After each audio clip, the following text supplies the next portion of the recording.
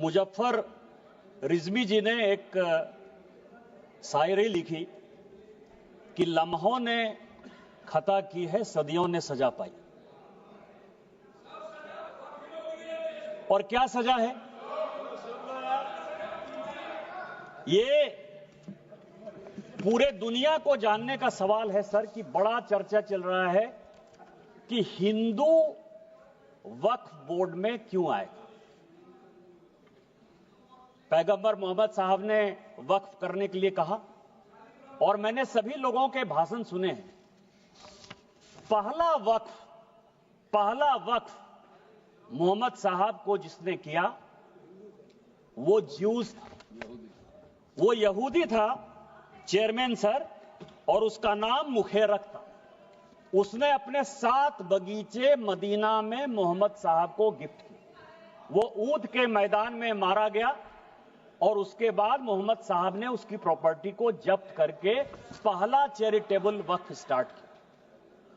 यदि मुसलमानों ने पहला वक्फ नहीं किया, यदि मुसलमानों ने, मैं ऑन रिकॉर्ड कर रहा हूं इमरान मसूद, यदि मुसलमानों ने वक्फ स्टार्ट नहीं किया तो मोहम्मद साहब के सिद्धांत के खिलाफ जाकर आप हिंदुओं को कैसे रोक सकते हो? दूसरा सवाल यह है, यह मैं कोर्ट का आदेश लेकर आया हूं, एमपी वक्फ बोर्ड वर्सेस शुभम शाह, और यह 2007 का ऑर्डर है। जो भोपाल का मॉस्क है, भोपाल का, जिसको शहंशाहे मालवा कहते, शहंशाहे मालवा, ये राजा होलकर ने दान दिया वक्फ। हिंदू दान दे बहुत अच्छा, यहूदी दान दे बहुत अच्छा, लेकिन वक्फ बोर्ड में मुसलमान को छोड़कर कोई दूसरा कैसे हो गया? हिंदू ने दिया, हिंदू ने दिया। मैं उस पे आ रहा हूं।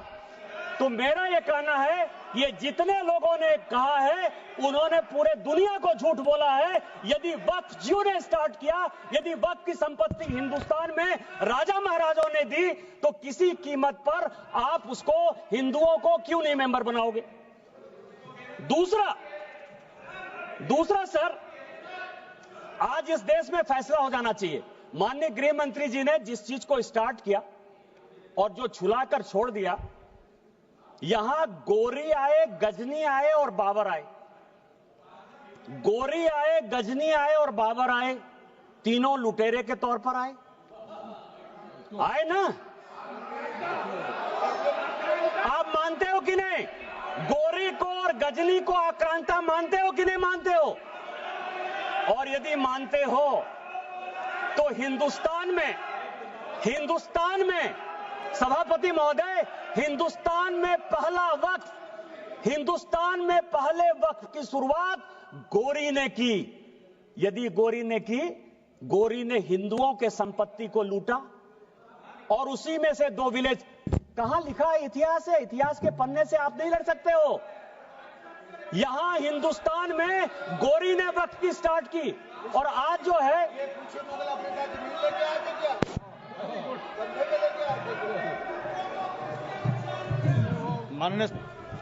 मैं आप शहर को एड्रेस कीजिए, बाकी लोगों को। मैं सभापति महोदय, मैं दूसरी चीज आपको कह रहा हूं, इस देश में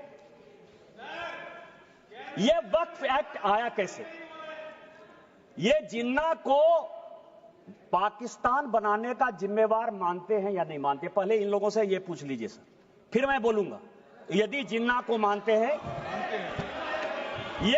ये मैं पेपर लेकर आया हूं सर।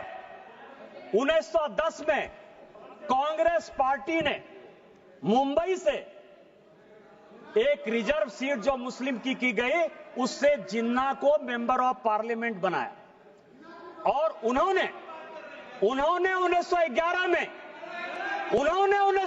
में मुसलमान वक्फ बोर्ड बनाया। ये प्राइवेट आदमी ने बनाया, जिन्ना ने बनाया, जिसने पाकिस्तान बनाया, और आज फिर वक्फ के नाम पर ये इस देश का बंटवारा करना चाहते हैं।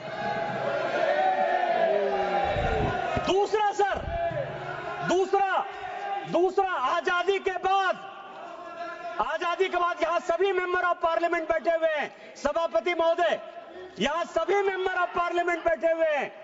एक मेंबर ऑफ पार्लियामेंट बताए कि किसी का प्राइवेट मेंबर बिल पास हुआ है? एक मेंबर ऑफ पार्लियामेंट, यहां पार्लियामेंट में 77 से स्वागत बाबू बैठे हुए, एक मेंबर ऑफ पार्लियामेंट बताए कि 77 के बाद से एक भी प्राइवेट मेंबर बिल पास हुआ है? मेरा पास हुआ है, इसलिए मुझे पता है कि मेरा रिजोल्यूशन पास हुआ है। क्या रिजोल्यूशन पास हुआ है? धारा 370 खत्म होना चाहिए, 35 से खत्म होना चाहिए, कश्मीरी पंडितों को अधिकार होना चाहिए। वो इसलिए पास हुआ कि भारतीय जनता पार्टी की आइडियोलॉजी थी, मैं भारतीय जनता पार्टी का सांसद था, सरकार उसको पास कराना चाहती थी, इसलिए पास हो गया। ये जो 1954 का वक्फ एक्ट है, 1952 में सभापति महोदय काजमी साहब लेकर आए, एक प्राइवेट आदमी प्राइवेट बिल लेकर आया, और उसके लिए जब यह बिल पास हो गया तो सेलेक्ट कमेटी बनी, और उस सेलेक्ट कमेटी के जो मेंबर थे अमजद अली, आप मुसलमानों की बात करते हो, दो लोगों ने डिसेंट नोट दिया, एक का नाम था मोहनलाल सक्सेना और दूसरे का नाम था अमजद अली। उन दोनों ने कहा, सब कागज लेकर आया हूं, कि अगेंस्ट द कॉन्स्टिट्यूशन है, अगेंस्ट द आर्टिकल 14-15 है, अगेंस्ट द कॉन्स्टिट्यूशन का जो आर्टिकल 25 है उसका वायलेशन है। लेकिन कांग्रेस मुसलमानों के इम्पीचमेंट की पॉलिटिक्स के कारण इस बिल को पास कराना चाहती थी, और यह प्राइवेट मेंबर बिल के तौर पर एक वक्त बिल आया। क्या आप गैर सरकारी बिल को जो है सरकारी बिल बनाकर इतने दिनों तक मुसलमानों के लिए एक अधिकार की बात करोगे? किस तरह की राजनीति कर रहे हो आप? तीसरा जो है अध्यक्ष महोदय, तीसरा जो सबसे इंपॉर्टेंट है, जो अनुराग जी ने कहा कि पूरी दुनिया में हमसे ज्यादा मुसलमान इंडोनेशिया में, टर्की में, सीरिया में है, लेबनान में, सऊदी अरब में। आप यह बताइए कि इस देश में संविधान की बात बहुत करते हैं हम लोग, संविधान की शपथ लेते हैं, मैं भी संविधान लेकर यहां बैठा हुआ, यह संविधान है। इस संविधान में अमेरिका सेकुलर है या नहीं है? अंग्रेज सेकुलर थे कि नहीं थे? आप नॉर्थ ब्लॉक चले जाइए, साउथ ब्लॉक चले जाइए, प्रधानमंत्री के ऑफिस चले जाइए, राष्ट्रपति भवन चले जाइए, पुराना संसद भवन चले जाइए, आपको सब जगह गीता का श्लोक दिखाई देगा। एक चीज उर्दू में नहीं लिखा हुआ है, एक चीज संस्कृत में नहीं लिखा हुआ है। अमेरिका का राष्ट्रपति यदि, बस 4-5 मिनट में खत्म करूंगा, अमेरिका का राष्ट्रपति यदि शपथ लेगा तो वो बाइबिल पर लेगा। सारे मुस्लिम कंट्री के हेड ऑफ द स्टेट यदि शपथ लेंगे तो वो कुरान पर लेंगे। आपने किस तरह का बना दिया कि हम संविधान के ले सकते हैं, गीता पर नहीं हाथ रख के कर सकते हैं, और आपने मुसलमानों को एक अलग कानून दे दिया। ये पूरी दुनिया में कोई मुस्लिम कंट्री भी ऐसा नहीं है जिसने कि वक्फ को इस तरह का अधिकार दिया हुआ है। क्या आप भारत को एक मुस्लिम कंट्री बनाना चाहते हो?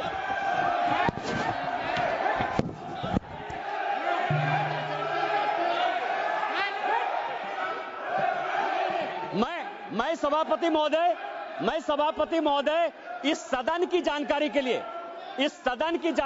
लिए 1947 में जब जवाहरलाल नेहरू ने शपथ लिया ना प्रधानमंत्री पद का, तो यह संविधान नहीं था। उन्होंने गीता पर हाथ रखकर जो है शपथ लिया था प्रधानमंत्री का। उनको आप सेकुलर मानते हो कि नहीं मानते हो? मैं भी पूरा पढ़ के आया। गीता पर हाथ रखकर, यह संविधान की शपथ नहीं ली थी नेहरू ने, उन्होंने गीता की शपथ खाई थी। क्या आप उनको सेकुलर मानते हो कि नहीं मानते हो? तीसरा सर, यह जो वक्फ है, अभी बहुत चर्चा चली सर कि वक्फ अलग है, रिलीजन अलग है। सुखदेव जी बैठिए। सभापति महोदय, मेरे यहां 12 ज्योतिर्लिंग का एक ज्योतिर्लिंग है। विधानसभा ने कानून बनाया है और उसका सचिव मेंबर ऑफ पार्लियामेंट होने के नाते मैं उसका ट्रस्टी हूं। मेरे पहले जो सांसद थे फुरकान अंसारी, वो उसके ट्रस्टी थे, और अभी 6 महीने पहले तक हाफिजुल हसन एक मुसलमान हमारे बैद्यनाथ ट्रस्ट का सेक्रेटरी है। आप किस तरह की बात कर रहे हो? आपका तो एक उदाहरण दे दो। मैंने दे दिया उदाहरण, मेरा ही उदाहरण है, और आज आप इस तरह की बात करते हो। तीसरा सर, बस चेयरमैन सर, दो चीजें और भी बहुत इंपॉर्टेंट है, मैं लेकर आया हूं सर। एक इवैक्यू प्रॉपर्टी एक्ट बना। जब भारत और पाकिस्तान का बंटवारा हुआ, ये चर्च की ये जो संपत्ति है सर वक्फ की, 39 लाख एकड़ कैसे हो गई और कहां डिस्प्यूट है? जब भारत पाकिस्तान का बंटवारा हुआ सभापति महोदय, तो जो यहां से भारत के लोग पाकिस्तान गए या पाकिस्तान के लोग जो यहां आए, उसमें जमीन का भी आदान प्रदान हुआ और यह तय हुआ, और यह हाउस को जानने वाली बात है कि जो भी पाकिस्तानी यहां से गए, उनकी प्रॉपर्टी इवैक्यू प्रॉपर्टी एक्ट में भारत सरकार की होगी। जो 1984 में राजा साहब बता रहे थे कि इवैक्यू प्रॉपर्टी एक्ट को क्या किया, पाकिस्तान में जाकर जो यहां से भाग के चले गए सर, जो कि इवैक्यू प्रॉपर्टी एक्ट या एनिमी प्रॉपर्टी एक्ट हो सकता था, उन सबों को पाकिस्तान जाकर उन लोगों ने कहा कि यह वक्त की संपत्ति है, क्या आप एनिमी प्रॉपर्टी को, और मैं होम मिनिस्ट्री के 5 आदेश लेकर आया हूं कि यह इवैक्यू प्रॉपर्टी एक्ट है और यह वक्फ ने ले लिया है, यह इलीगल है, यह कानून का। आपको पता है जो बात कहा, आपको ये धर्म की बात करते हैं सर, वक्फ ने आईटीसी विंडसर बेंगलोर, ये पूरे समाज को आईटीसी विंडसर बेंगलोर वक्फ की प्रॉपर्टी है, 5 स्टार होटल को दे दिया। वहां जो है सुअर लोग खाते हैं। किस वक्त की बात करते हो? किस वक्त की बात करते हो? 12,000 किराया देता है, 50,000 किराया देता है। यहां ताज मानसिंह है सर, एनडीएमसी की प्रॉपर्टी है, 150 करोड़ रुपया साल में ताज भारत सरकार को देती है। और बेंगलोर में वक्त की प्रॉपर्टी आईटीसी विंडसर केवल 50,000 रुपया महीना में जो है अपना व्यापार चलाती है और सुअर खिलाती है लोगों को। किस तरह की बात करते हो? यही वक्त कानून तुम लागू करना चाहते हो? इसी तरह की बात करना चाहते हो? बस 2 मिनट में मैं खत्म करूंगा। मैं केवल ये करूंगा कि यहाँ तेलंगाना गवर्नमेंट है सर, तेलंगाना में ये और भी जानने की बात है, हैदराबाद में, यहां बहुत आंध्र प्रदेश आंध्रा के हैं, म्युनिसिपल कॉर्पोरेशन आंध्रा ने 20 साल तक टेंडर फाइनल नहीं हुआ, क्योंकि जो राजा की संपत्ति थी, जो कि भारत सरकार या तेलंगाना सरकार की संपत्ति होती, उसको वक्फ ने ले लिया। यह सुप्रीम कोर्ट का आदेश है। सुप्रीम कोर्ट ने यह कहा कि 50,000 की प्रॉपर्टी, कम से कम 1,500 एकड़ जमीन हैदराबाद शहर में जबरदस्ती वक्फ ने ले ली है। क्या इसी तरह का कानून आप लागू करना चाहते हो? मैं अंत में यही कहूंगा कि चाहे एनिमी प्रॉपर्टी हो, चाहे इवैक्यू प्रॉपर्टी हो, वो भारत सरकार की प्रॉपर्टी है और आप ये वक्फ के नाम पर नफरत फैलाने की कोशिश करते हो। आपने जो है इस देश को वोट बैंक की पॉलिटिक्स में मुसलमान की पॉलिटिक्स बना दिया है। हिंदुओं से आपका कोई लेना देना नहीं है। मैं अंत में केवल यही कहूंगा कि मैंने समंदर से सीखा है जीने का तरीका, चुपचाप से कहना, बहना और अपनी मौज में रहना, और अपनी मौज में भारतीय जनता पार्टी आगे बढ़ेगी, वक्त को पास करेगी, और हम जो है हिंदू मुस्लिम के बंटवारा को नहीं होने देंगे, एक अलग देश नहीं बनने देंगे और इस कानून को पास कराएंगे।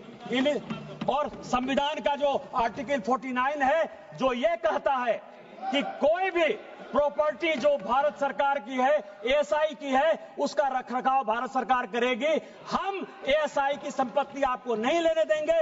ये संविधान की रक्षा करेंगे, भारत की रक्षा करेंगे और माननीय प्रधानमंत्री जी के रहते सबका साथ सबका विकास के मापदंडों पर खरा उतरेंगे। इन्हीं शब्दों के साथ जय हिंद, जय भारत। धन्यवाद। माननीय सदस्य आबू ताहिर खान जी।